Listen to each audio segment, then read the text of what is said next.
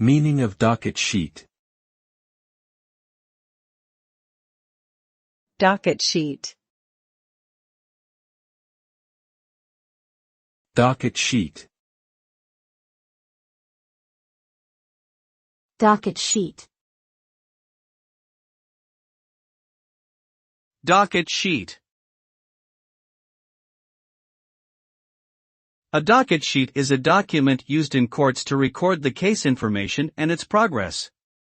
It includes basic information about the case, such as names of parties involved, case number, dates of filing, and a summary of each court action.